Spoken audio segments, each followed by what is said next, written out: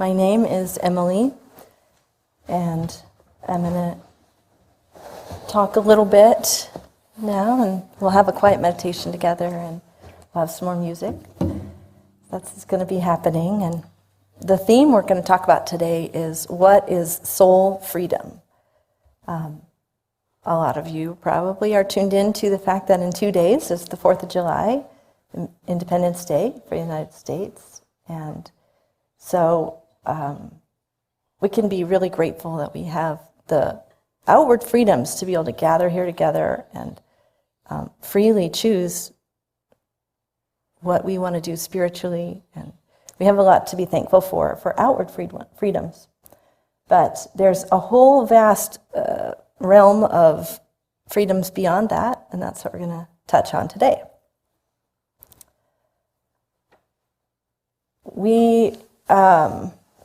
Sunburst was founded by Norman Paulsen, whose teacher is Paramahansa Yogananda, who was instrumental in bringing yoga and meditation from India to the West, to the United States, and spreading those practices and awareness here. And one of the analogies he used a lot to help us understand the soul, or what our perception of ourselves is the wave and the ocean. And I always go back to this one because it helps me so much. We are individual, we are the waves. We are all, each one of us, a unique wave in the ocean of spirit. We have a unique expression, we have a unique trajectory and path and characteristics and things we're doing and busy doing, and each one of us is totally unique in that way. And yet, what are we made of? We're made of the ocean water. We're part of it. We're not separated away from that. We're made of the same thing as each other and of the vast spirit that connects us and that we came out of. And most of the time, we're thinking about how we're waves. We're not mostly thinking about how we're ocean. So that's the analogy here. And you might hear a lot of times, too, about ego. And I think when we're in our ego perception of ourselves, that's when we're thinking about our wave characteristics and the things we're doing as waves. And when we're in our soul perception, we're thinking about, that we're part of this whole big, vast, beautiful, life-giving ocean of spirit. So I love what Patty gave me a phrase. I might be misquoting it slightly, but recently she said, the ego doesn't know who it is. And it doesn't know itself. And so I love that thought. It's not trying to do anything harmful to us, we all have ego, and it's not trying to do anything to distract us from that. It just doesn't know itself. And so our work, if we want to know that spirit that is within us, that's our makeup, what we came from, the freedom of being so vast and not constricted to just what's going on in our life, what's going on with us and the wave next to us, and all these things that can be limitations. If we want the freedom of knowing this vastness and depth that we have to somehow get to know that soul, get to know that spirit, and let our focus change. So there's 3 things that kept coming to my mind when I was thinking about this. One is our habits, and one is our attachments, and one is just making a point to have an intention to have our attention turned towards the divine. So those 3 things are what kept coming back to me that can support us experiencing our soul's freedom. Our soul is free, but when we're thinking in our ego way, we're not feeling that. So as far as habits go, Paramahansa Yogananda, which was Norm's teacher, had lots to say about habits. which is great because it really is a good work you can keep working on. One of the things he said was, true freedom consists in performing all actions, eating, reading, working, and so forth, in accordance with right judgment and choice of will, not in being compelled by habits. For example, like eat what you should eat and not necessarily what you're used to. So a habit can really sneak up on us. It starts out as maybe an occasional choice that we've made, and then if it happens often, it can sort of become a routine. And then once it starts to happen automatically, the routine happens, you start the routine and you get to the end of it and you don't even know what you did. That's a habit. It's like maybe I wish I had this habit. If I brushed my teeth, my mom does, she brushes her teeth and flosses, and it's all one thing. Brush, teeth, floss, it's all one piece. So that is not just a routine. You're still consciously choosing the pieces of it. When it's a routine, a habit can flow automatically. So in the case of like flossing your teeth, that's a great benefit to you to have it as a habit. But other things can become a habit without realizing it. They're not always a benefit. Like I'll tell you one of my habits is tasting dinner as I'm making it, which theoretically came from, checking to see if it was coming out right. But now I just do it every time. And so I was thinking about, and even if it's something I know is going to come out right. So when I was preparing this talk, I was thinking one of the great things about habits is a way to change them is to replace one that you don't want to keep doing. Just plug one in place rather than leaving a vacuum where there was one. So I'm going to try having a glass of water or a cup of tea instead of tasting dinner. So that'll be like my routine. So that's what I'm going to try. But you might think in your lives, if there's habits that are supporting you, having, the desire, supporting your desire to know spirit, supporting your intention, supporting your energy levels so you're not too tired in the evening to sit down for a few minutes and meditate. And all the different things, some are just sort of basic health habits or basic habits of kindness. Any of those things that we do that kind of contribute positively into ourselves or into each other also help us when we're ready to really consciously turn our attention towards spirit. It's supporting us in that direction. So you can think about your habits, maybe come up with something to work on yourself. I'm sure there's more I could come up with too. Then attachments is a lot easier to talk about than to practice. But it's really non-attachment that we're looking for, because we can have all the freedom. We do have a lot of freedom to choose what we want to do and what we want to work towards and what we want to put energy towards. And we have a lot of influence on things in our lives, but there's always little elements of it that we don't have the final influence on. And so things don't always come out how we hoped. Maybe even something as simple that you have really little control over as a friend moves away or something like that. And it can hurt, those things can hurt us. We can feel, we were tied to these outcomes, or we can feel upset that we can feel angry or worried that an outcome came out a way we didn't think was the good way we wanted it to come out. And that's the wave awareness that we're living in there, and not the connection to the vast ocean of spirit that we're living in. Our soul is timeless. It's changeless. It's not subject to these circumstances and actions going on in our lives. So they are there, and we all incarnated uniquely.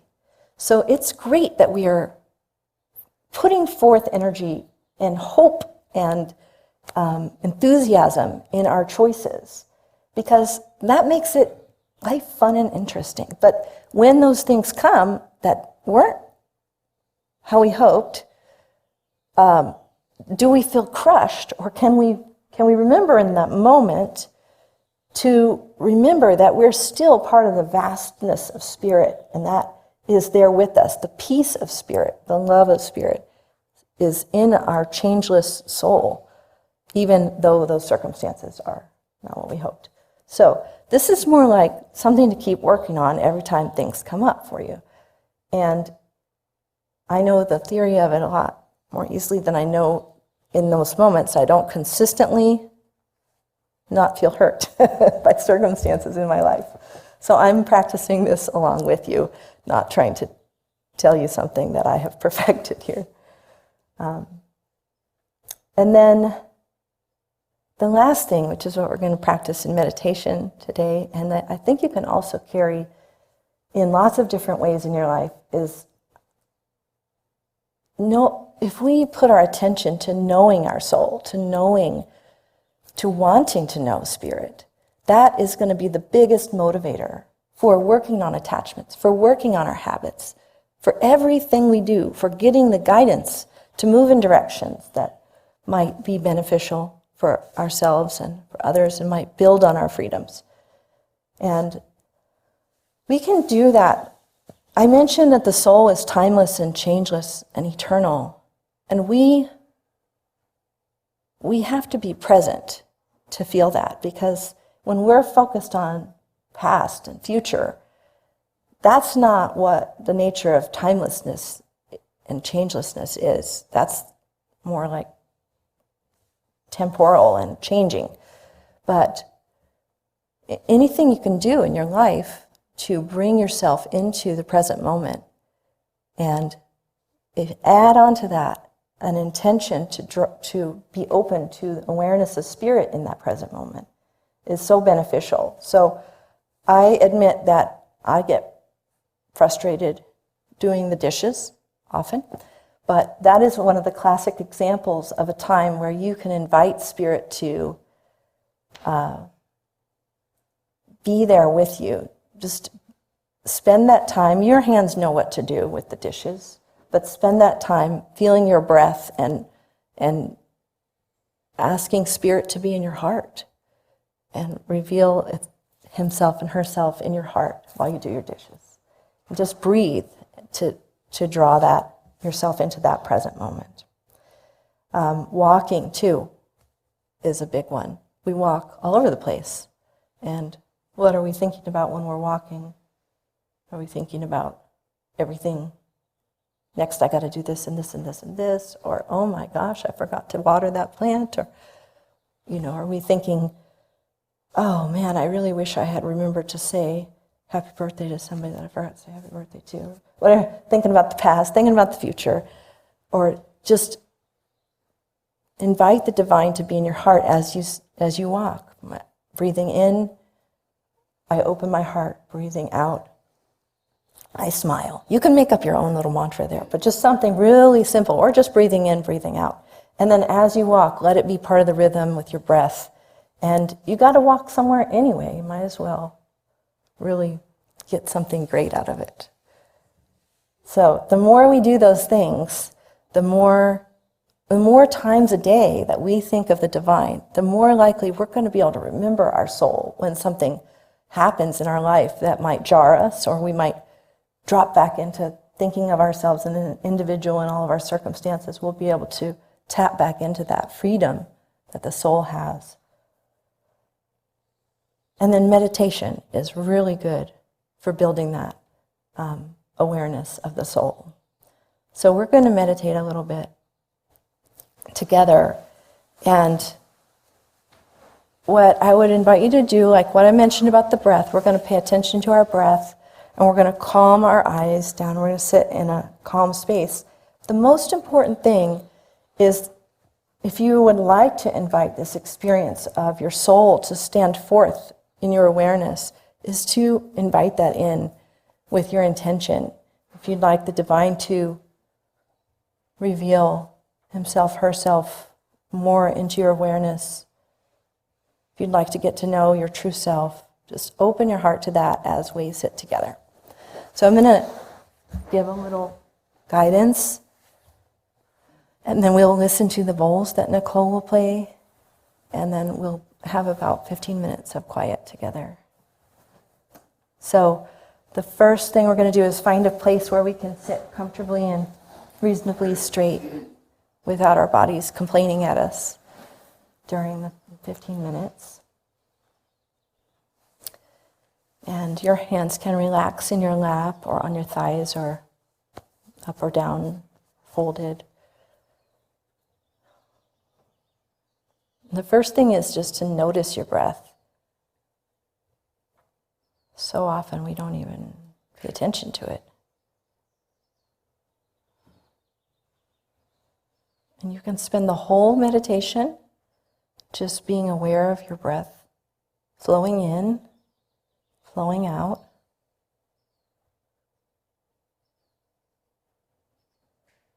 You can, if you'd like to calm your eyes to a single point, you can do that by about several inches out from the center of your forehead. Bring your finger and let them focus there. Close your eyes. Or lower them partly.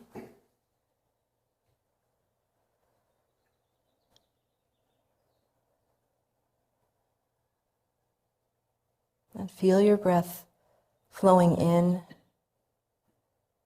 and flowing out. The river of life from spirit.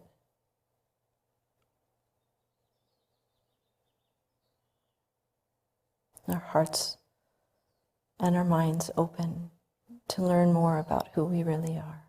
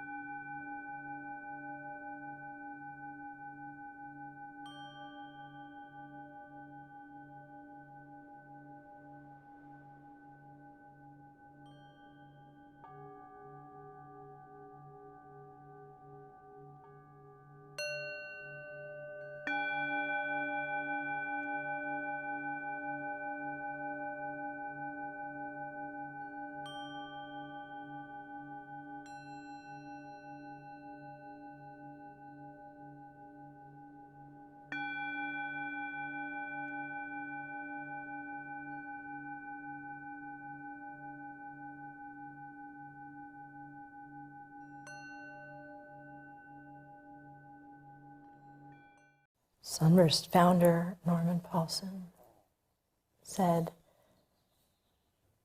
"True discipline is not a restriction, it is a liberation."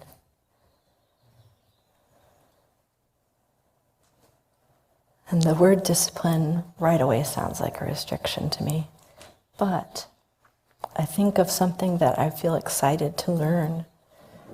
Learning a language, learning an instrument, learning a new skill in art or in athletic skills, learning to run a 10K or climb mountain climbing skills. All those things, you want to learn, take on the discipline of it because you're excited about the goal. So if we are excited about getting to know Spirit, then when it comes time to make the choices that support that, to remind ourselves of that goal and enthusiasm for it, to help create those choices in our lives.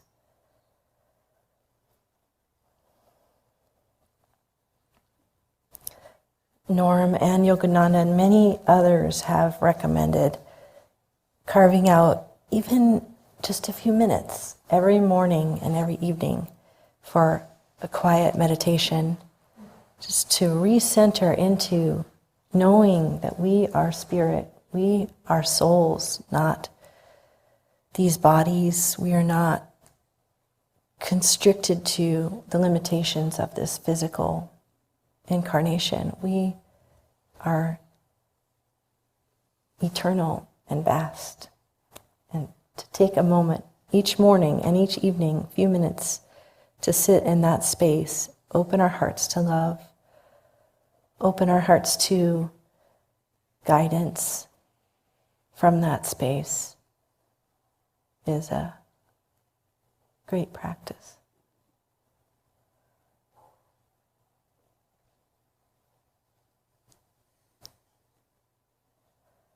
I invite you to join me in a prayer, if you'd like.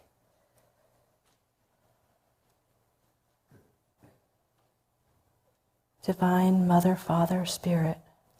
Divine Mother, Father, Spirit. Our hearts reach out to you. Our hearts reach out to you. Our own true nature. Our own true nature. Please open our eyes. Please open our eyes. Fill our hearts. Fill our hearts. Help us become Help us become channels of love and kindness. channels of love and kindness. A blessing for all. A blessing for all. Amen. Amen.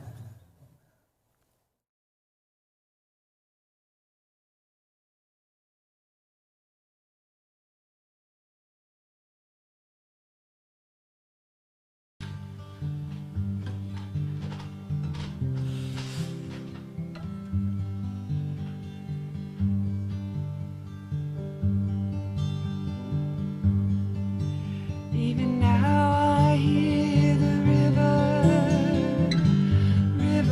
of the day, daughter of the sky, singing as she plays. Even now I see the beauty light across the sky, fingers of the sunrise opening my eyes, and my soul is reaching branches up into the sky to feed. My life is but an echo in the temple of eternity. My love is like a great wind that is pressed between the stones. You'll not know where I come from, neither know where I'll be going.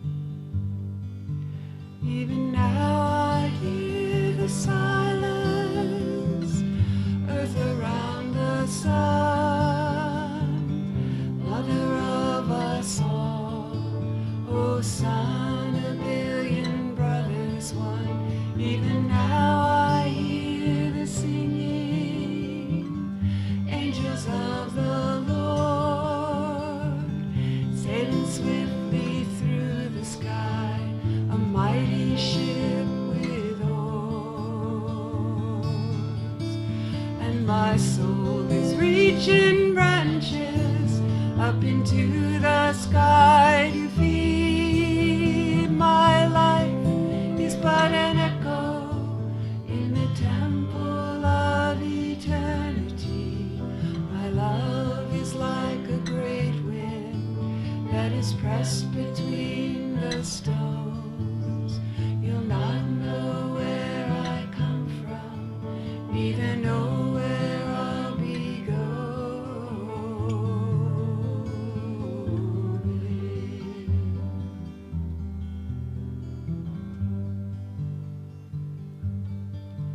Even now I see the beauty light across the sky, fingers of the sunrise opening my eye. Even now I hear the wisdom from his heart, my home. A billion voices singing, silence from the throne. And my soul is reaching branches up into the sky to feed. My life is but an echo in the temple of eternity. My love is like a great wind that is pressed between the stones.